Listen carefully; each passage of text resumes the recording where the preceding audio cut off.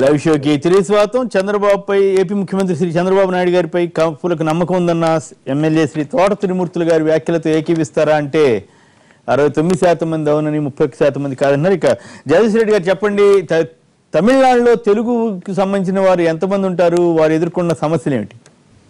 తమిళనాడులో తెలుగుకు సంబంధించిన వాళ్ళు 42% మంది వరకు ఉంటారు సార్. ఎంతమంది? 42%. ఏంటి తమిళ కంటే మీరే ఎక్కువ ఉన్నారా ఏంటి? మనమే ఎక్కువ ఉంటాం సార్. మనమే కాదు. అట్లా చెబితే ఎట్లా కాదు సార్. లేదు, మీరు చెప్పే పద్ధతి చెప్పండి. లేదు సార్, నేను వాస్తవమే చెప్తున్నా సార్. తమిళ 42% మంది తెలుగు వాళ్ళు ఉంటే అక్కడ తెలుగు రాష్ట్రం అవుతుంది. కాదు సార్, అదే సార్ శ్రీనివాసరావు గారు, మీరు కరెక్ట్ మీ సమస్య చెప్పండి. మా సమస్య ఏంటంటే సార్, ఎంతమంది వద్దులే, సమస్య చెప్పండి. ఎంతమంది ఉన్నా కూడా అది సమస్య. ఇప్పుడు సార్ యాక్చువల్గా వచ్చి లెక్క ప్రకారం ఏంటంటే సార్, జనాభా లెక్కల్లో తక్కువ చూపిస్తున్నారు, కానీ వాస్తవంగా 42% తెలుగు వాళ్ళు ఉన్నారు.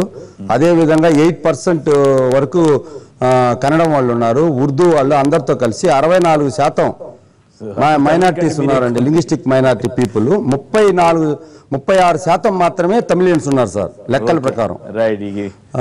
అదే కాకుండా సార్, ఇప్పుడు ఏంటంటే 2006లో నిర్బంధ తమిళం అని ఒక చట్టాన్ని తీసుకొచ్చారు సార్. అంటే 1 నుంచి 10వ తరగతి వరకు తమిళ్లో కంపల్సరీ చదవాలా అనే ఒక రూల్ ఒకటి తెచ్చారండి.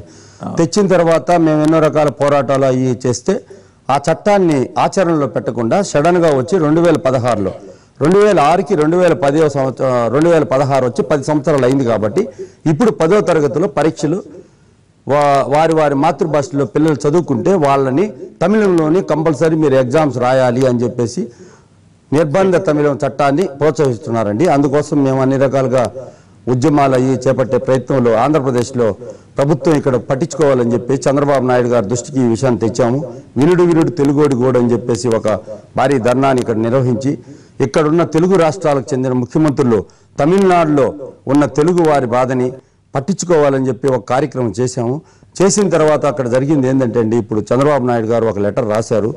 మేమందరం కూడా ఏమడుగుతున్నామంటే చంద్రబాబు నాయుడు గారు ఇప్పుడు తమిళనాడుకి కానీ ఈ సమస్య కానీ తమిళనాడు రాష్ట్రంలో ఉన్న ప్రజలకి పర రాష్ట్రాల్లో ఉన్న తమిళులు జరుగుంటే అక్కడ ప్రభుత్వం వెంటనే స్పందించి వారిని తక్షణ యుద్ధ ప్రాతిపదిక మీద ఈ సమస్యను తీర్చేది, కాలయాపన చేసే సమస్య కాదు. కాబట్టి ఇప్పుడు ఇక్కడ దాకా వచ్చారు. అక్కడ తెలుగు గవర్నర్ మనోడు ఉన్నాడు కదా జగదీశ్వర్ రెడ్డి గారు, ఆడికి పోయి వాళ్ళకి మొదలు ఆడ ఇవ్వాలి కదా. కాదు ఇచ్చాము సార్, అవన్నీ అయిపోయినాయి సార్. అవన్నీ రంగారెడ్డి గారు అవన్నీ అయిపోయినాయి సార్. రోషి గారి వాళ్ళు అవట్లేదా? రోషి గారు అంటే అవట్లేదంటే ఇది వచ్చి భాష సంబంధించిన ప్రాబ్లం కదా సార్. ఆయన అంత ఇదిగా పట్టించుకోవట్లేదు. కాబట్టి చెప్పొచ్చు. ఆయన జయలలిత గారు ఇక్కడ తెలుగు ఆవిడ, తెలుగు కూడా తెలుసు కదా, తెలుగు సినిమాల్లో కూడా నటించారు కదా, పెద్ద పేరు ఉంది కదా ఆవిడకి. చెప్పే ఆయన దగ్గర పెద్ద ఇల్లు కూడా ఉంది ఆమెకు. మేడ్చల్ దగ్గర ఇల్లు ఉంది, అది రంగారెడ్డి గారి ఇంటి పక్కనే, ఆ ఊరు పక్కనే. సార్ ఇప్పుడు మేము ఏమడుగుతామంటే సార్, ఇప్పుడు తమిళనాడు రాష్ట్రంలో తెలుగు ప్రజలు ఎదుర్కొన్న సమస్యల్ని ఇక్కడున్న రాష్ట్ర ప్రభుత్వాలు పట్టించుకోవాలి సార్. పట్టించుకొని వెంటనే జయలలిత గారి దగ్గరికి వెళ్ళి మాట్లాడి బాబు అంటే ఇక మిమ్మల్ని పట్టించుకుంటారు. ఈడనే తెలుగు రాష్ట్ర ముఖ్యమంత్రులు ఈడ మీకు నిరుద్యోగం అట్లనే ఉన్నది, కేజీ పీజీ అట్లనే ఉన్నది, మా బాధలో మీకు చెప్పుకుందాం అంటే ఇక మీరు వచ్చి మాకు చెప్తున్నారు. అడుగుతలేడు సార్, మీ దాకొస్తాం మేము సార్ త్వరలో తెలుగు భాష. ఇప్పుడు ఇక్కడ ఉన్న సమస్యలు చూస్తే మీ సమస్య పెద్ద సమస్య, మాకు భాష సమస్య. కాబట్టి నువ్వు ముఖ్యమంత్రులం కాదు, తెలుగు వాళ్ళందరూ నాడికి వచ్చి ఒక ధర్నా చేయమని చెప్పి మేము అందరినీ నీ పక్షాన్ని వస్తాం. కానీ ఇక్కడ ఉన్న ముఖ్యమంత్రులు ఇక్కడ ఏం చేస్తలేదు, ఆడేం చేస్తారు. ఒక ఉద్యోగం దిగి ఎక్కడ తెలుగు కాంగ్రెస్ అదే రంగన నేను అదే చెప్పేది. ఇప్పుడు ఏం చెప్తున్నానంటే చెప్పండి, కంప్లీట్ చేయండి సార్. రంగన నేను చెప్పేది ఏంటంటే, ఇప్పుడు ఎలాగైతే ఇది కావేరీ ఇష్యూ వస్తే అక్కడ ప్రభుత్వంలో ఉండి కూడా వాళ్ళు ఎలా నిరాహార దీక్ష అట్లాంటి ధర్నా కార్యక్రమాలు చేపడతారో, అదేవిధంగా ఇక్కడ ఉన్న చంద్రబాబు నాయుడు గారు దీనికి ఒక నిరసన కార్యక్రమాన్ని చేపట్టి వారి అది అమరావతి అనే అక్షరంతో మొదలైన రాష్ట్రం కాబట్టి వచ్చేటువంటి నీళ్ళు ఆపితే సరిపోతుంది. నేను ఒక మాట చెప్పను. ఇప్పుడు వాళ్ళకు ఒక ప్రాబ్లం ఉన్నమాట వాస్తవం సార్. ఆంధ్రలో కూడా వాళ్ళ సంఖ్య ఎంత అదంతా ఇదంతా అని కాదు, కానీ తమిళనాడులో భాష పట్టు ఎక్కువ, భాషాభిమానం ఎక్కువ. ఆ భాషాభిమానాన్ని ఆ తమిళనాడులో పార్టీలు మరింత దాన్ని కన్సాలిడేట్ చేసుకొని పార్టీ పరంగా పెంచుకునే ప్రయత్నాలు చేస్తామని, ఆ ప్రయత్నంలో తెలుగు వాళ్ళకు కొన్ని సమస్యలు వస్తున్నమాట వాస్తవం.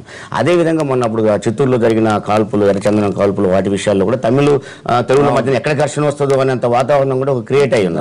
అట్లాగే అటు శ్రీలంకలో జరుగుతున్న పరిణామాలు కూడా తమిళ ఈ సమస్యల మీద కూడా తీసుకొస్తా ఉన్నాయి. తెలుగు వాళ్ళకు వచ్చిన ప్రత్యేక ప్రాబ్లమ్స్ మీద ఎక్కడున్న ముఖ్యమంత్రి గారు అప్పుడప్పుడు ప్రభుత్వం దృష్టికి తీసుకుపోయే ఎర్రచంద్రం గొడవతో ఇక్కడ ఏం జరుగుతుందో అనిపించేమో పెద్ద నేరస్తులను ఇక్కడ గవర్నమెంట్ వాళ్ళందరికీ అక్కడ ఉద్యోగాలు ఇచ్చారు. ఎవరిది కరెక్ట్ అనుకోవాలి? అందుకని ఖచ్చితంగా ఉంటుంది. అదే కనుక పరిణామం పెరిగినట్టు అక్కడ తెలుగు వాళ్ళని ఏం చేస్తారు అని ఒక భయం కూడా వెంటాడిన రోజులు కూడా. నేను అనుకోవడం ఏంటంటే ప్రభుత్వం ఖచ్చితంగా వాళ్ళ విషయాలు చర్చించి వీళ్ళకి అందరూ చర్చించేసి లేఖ ద్వారా లేదా ప్రభుత్వం దృష్టికి తీసుకోవాల్సిన బాధ్యత ఉంటుంది. ప్రాంతీయ దురభిమానాలు ఎక్కువగా పెరుగుతూ ఉన్నాయి. పెరుగుతున్న దాంట్లో భాష గురించి ఇంత విధిగా ఏ రాష్ట్రంలో లేనటువంటి చట్టం తీసుకురావడం అనేది ఇది హర్షించదగ్గ విషయం కాదు. కానీ కేంద్ర ప్రభుత్వం కూడా ఈ విషయంలో చర్య తీసుకోవాలి. వారికి రెడ్డి గారికి నా చిన్న సూచన, జగదీష్ రెడ్డి గారికి నా చిన్న సూచన ఏంటంటే జయలలిత గారి ఇంటి ముందే ధర్నా చేయండి. రాణిస్తారో రానివ్వరండి, అది ఒక హైలైట్ కావాలి. హైలైట్ అయినప్పుడే దిగి వస్తుంది.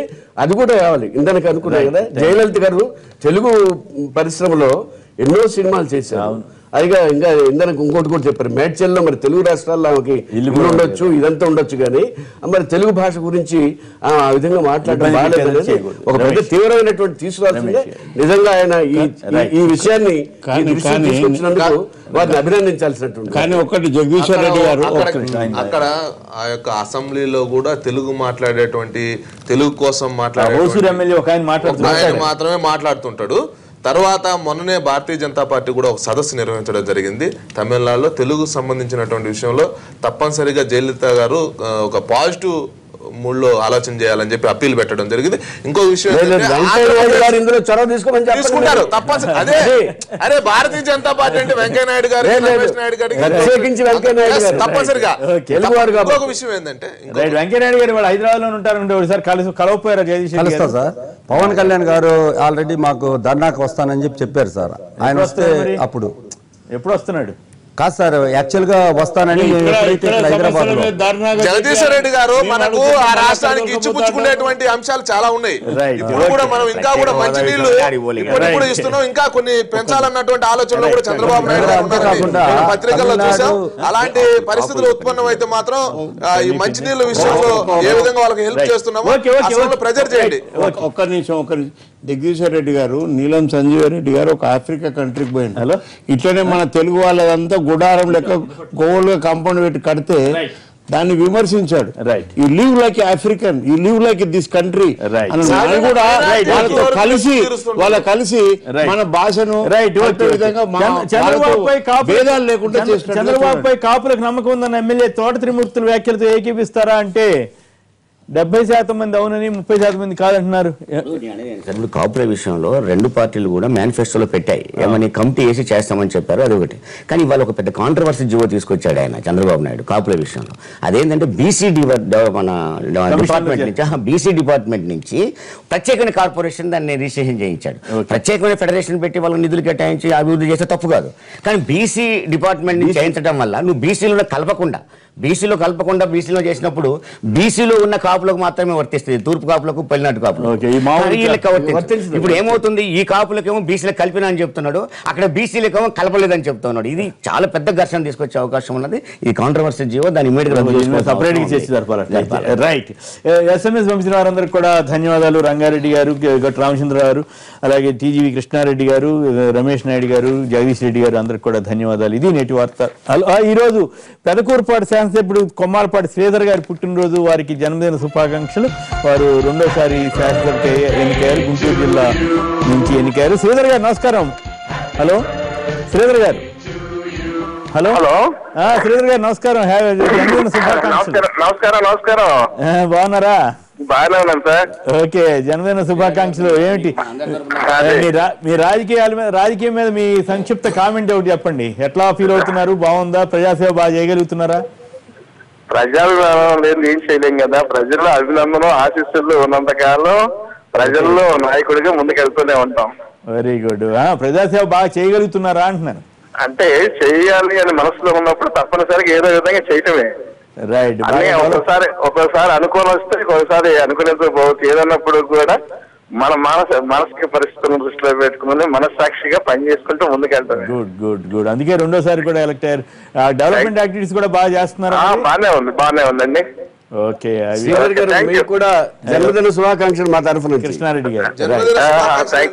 Right right. అందరి తరఫున శుభాకాంక్షలు. మరొకసారి జన్మదిన శుభాకాంక్షలు తెలియజేస్తాం. ఇది నేటి వార్తా విశ్లేషణ కార్యక్రమం. నమస్కారం.